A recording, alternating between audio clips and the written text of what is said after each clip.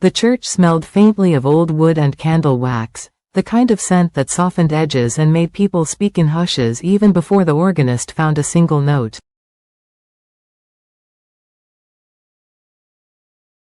Elizabeth arrived before the doors were fully open to the public, slipping into the nave like a guest of the building rather than its occupant.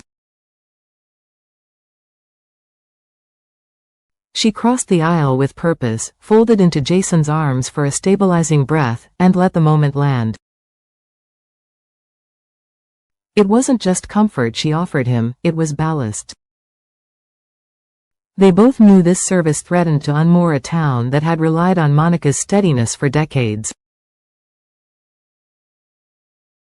Elizabeth squeezed Jason's shoulder and saw in his eyes the same calculus everyone would do today.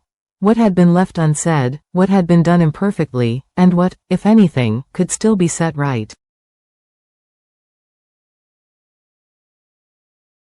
Across town, the Quartermain mansion refused to quiet itself, even for grief. The grandfather clock ticked with the insistence of a metronome as Ned checked his inside pocket for the 10th time, confirming the thin envelope he'd been entrusted to read.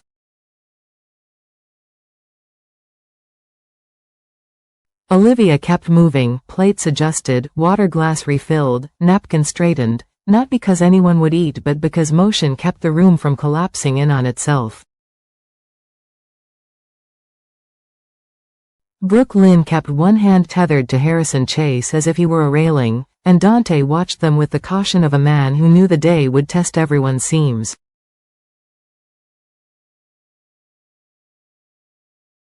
When Chase finally left for the church to link up with Michael, Ned announced again that Monica's letter was safe. He could feel the indentation of her handwriting through the envelope as if grief itself had texture.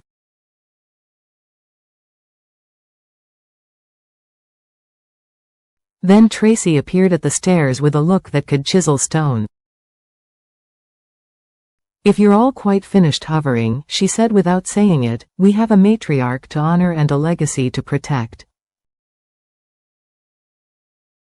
She was impatience and safeguard in the same breath, a woman who would rather act than ache. Back at the church, the sanctuary filled in layers, first the people who had loved Monica as a physician, then the people who had loved her as a mother, and finally those who had loved her as a compass even when they argued with the direction she offered.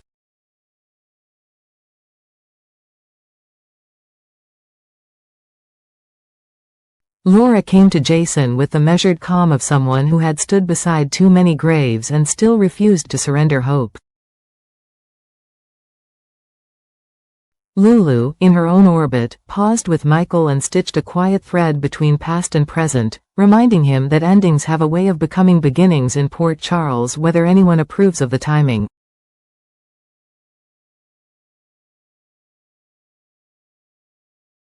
Stella and Portia arrived together, sympathy bright in their eyes yet tempered with the clinical understanding of what it means when a caregiver is gone.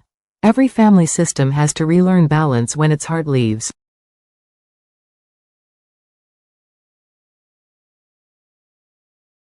At General Hospital, a different kind of preparation played out under fluorescent lights. Martin found Drew in a suit he had no business wearing so soon, fighting a tie that refused to cooperate. The lawyer's laugh was small and human as he stepped in to help, fingers working the knot with a speed that suggested he'd done it for clients who didn't quite trust their hands before.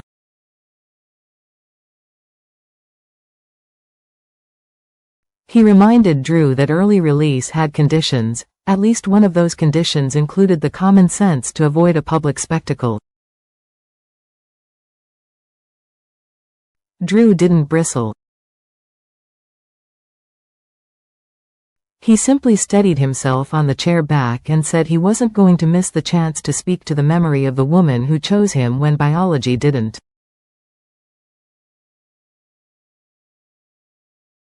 He admitted, in the flat honesty of a man who recently spent too much time with his own thoughts, that he had not answered her last outreach. Monica had been Grace on the phone, offering a bridge he hadn't walked. Now the bridge was memory, and he would cross it on wheels if he had to. Martin's face shifted from caution to cross-examination. Was this devotion or strategy? Was Drew honoring a mother, or opening a front in a long war with a family that measured love in ledgers? Drew didn't flinch. Sometimes grief makes a man simple. He said he was going to say goodbye. Martin watched the hallway empty when an orderly brought a chair and understood he had lost the argument. By the time Lucy slipped into a pew, the church had the breathless fullness of a theater seconds before curtain. Felicia took her place with the quiet competence of a person who knows how to shepherd chaos into ceremony. Giovanni, a bright, restless comet in a dark suit, settled near the aisle and stopped fidgeting only when he folded his hands as if rehearsing stillness. A cluster of longtime colleagues took the back rows the way nurses always do, ready to rise, ready to triage tears with tissues and whispered directions to the reception afterward. Ned walked to the lectern and the kindling of conversations went silent. His first words were administrative: "Thank you for coming, seats to the left, reception after," but grief has a way of forcing its own cadence, and soon his voice found warmth. He spoke of Monica's insistence on second chances, her elegant refusal to let a person be the worst thing they had done, her habit of writing notes that were both prescriptions and absolutions. Then he took out the letter. Paper sounded like thunder in the church. Ned did not read a litany of achievements. Monica had left a map of how she wanted them to survive her. No sad day, no museum of loss. She asked for stories, for the repetitive ritual of laughter that knits the living back together. She wrote about long nights in the hospital and long mornings at the kitchen table, about how family can be both a courtroom and a lifeboat, and how the trick is to remember which one the person across from you needs.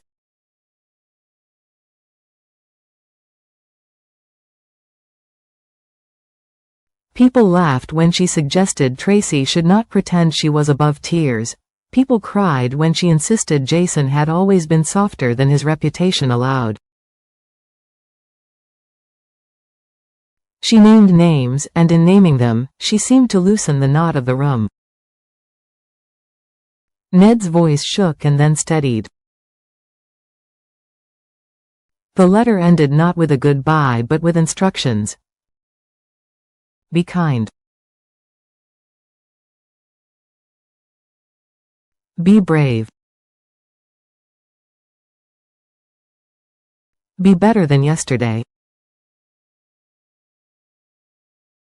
Elizabeth rose and brought a nurse's clarity to the lectern. She spoke about Monica, the mentor who turned corridors into classrooms and mistakes into lessons. She remembered the way Monica would tilt her head to listen, truly listen, and how that made even the worst days bearable. Laura followed with the poise of someone who could place one life inside the larger story of a town. She tied Monica's personal courage to the civic fabric, reminding everyone that a city doesn't survive without people who choose it, again and again, even when it disappoints them. When it was Tress's turn, a ripple of anticipation moved through the pews like a weather front. She remained seated. Lucy, never in love with silence unless it belongs to applause, interpreted the pause as fear and sprang up. Her remarks were more effervescent than elegiac, but they landed right where Monica would have wanted, the intersection of affection and candor. She admitted to arguments that stretched across years and reconciliations that took a single glance. She used her own history with Monica as proof that love can be both storm and anchor and leave you stronger in the aftermath. If the room expected Tracy, then it got Jason. He did not intend to speak, he never does. But something in Monica's letter must have pulled at him like current, because he was suddenly at the front, fingers braced on the lectern as if trusting wood more than words.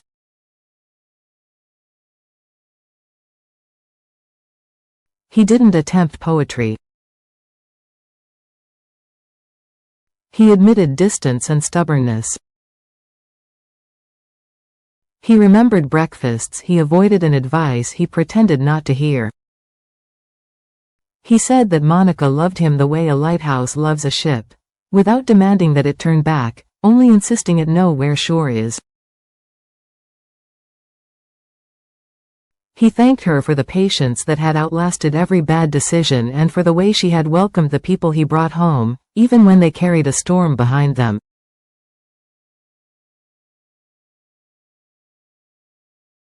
The room held its breath as if it could keep him there a little longer, in this more illuminated version of himself. When he stepped down, the sanctuary exhaled. Tracy still did not rise. She pressed her palm flat on the pew in front of her and passed an instruction down the row with a glance. Michael's name traveled on the air like an assignment. He had already been chosen to close the service, a practical decision as much as a symbolic one, the next generation speaking over the foundation the last one built. He climbed the steps and found the room prepared for his tenderness. Michael didn't offer the polished grief of a eulogy learned by rote. He offered gratitude for the way Monica had made space for him, for Willow, for the complicated shape their family had taken. He thanked her for forgiving them faster than they forgave themselves. He began to draw the circle to a close, final hymn, a reception where stories could grow larger in the telling, when the doors at the back swung wider than they needed to. Wheels first, then shoulders, then a face that gathered the light and turned it into debate. Drew moved down the aisle with the deliberation of a man who knew every eye would turn and looked anyway. Surprise made a visible wave through the pews. Surprise turned to anger in some corners, to relief in others, to calculation in a few. Michael's jaw tightened. He cast a quick look toward Ned and then to Tracy, who did not betray whether she had expected this or even whether she feared it. In the third pew, someone made the smallest sound of disapproval and then thought better of repeating it. Drew scanned the front row, found an empty space near the aisle, and stopped as if to claim it. He didn't speak. Not yet. The stillness sharpened. If this day had been about the fault lines inside a family, fate had chosen the exact second to press on them. Ned's hand drifted to the inside pocket again as if a letter could shield them from what came next. Dante's attention flicked between the room and the man in the wheelchair, measuring the threat level not in violence but in volatility. Brooke Lynn's grip on Chase returned with a silent apology for the pressure. He didn't seem to mind. Lucis' eyes were bright with the kind of curiosity that launches 1,000 charity gossip chains by morning. Felicia was already calculating how to guide the congregation to the reception if things turned sharp. Giovanni sat up straighter, youthful face alert, like a violinist listening for a conductor's cue. Outside, the late daylight gave the stained glass more fire than sorrow, as if the church itself had decided the day would not end in shadow. Inside, time stretched. Drew finally lifted his hands to the rims of the chair, a small gesture that quieted even the whisperers. He wanted to stand, you could see it in the set of his shoulders, the way pride pulled against pain. He wanted to make his farewell on his feet. Martin, who had followed as far as the vestibule and then honored the boundary of a family goodbye, watched from the threshold with a lawyer's conflicted heart, concerned for his client, dreading the fallout, and aware that some moments refused to be litigated into safety.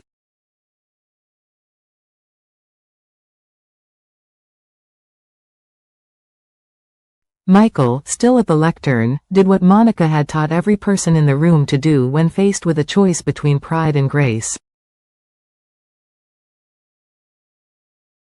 He chose the one that kept the family from shattering. He shifted the microphone away from himself, indicated with an open hand that there was room at the front for another voice, and stepped aside. The decision wasn't absolution, it was faith in the better angels of a clan that often fought like rivals but mourned like kin. What came next would not be neat.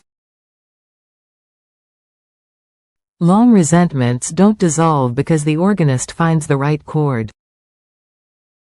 But the church felt, for a suspended instant, like a place where reconciliation could begin without insisting on amnesia. Ned straightened the letter on the lectern as if it were a plumb line for the afternoon. Tracy, finally, lifted her chin, the smallest concession to the possibility that words unsaid might yet be spoken. Elizabeth's eyes found Jason's again, and they both understood why they had hugged at the start, not to brace for collapse, but to steady themselves to witness repair. Monica had asked them to be better than yesterday. The doors had opened, as they always do, to the very test that would prove whether they had listened.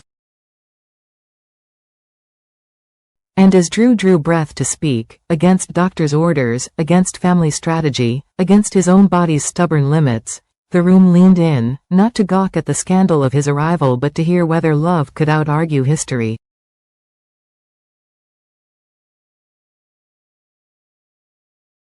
The first syllable rose, thin but certain, and the church, a city, a family, a complicated map of loyalties and second chances, held itself perfectly still so it wouldn't miss a word.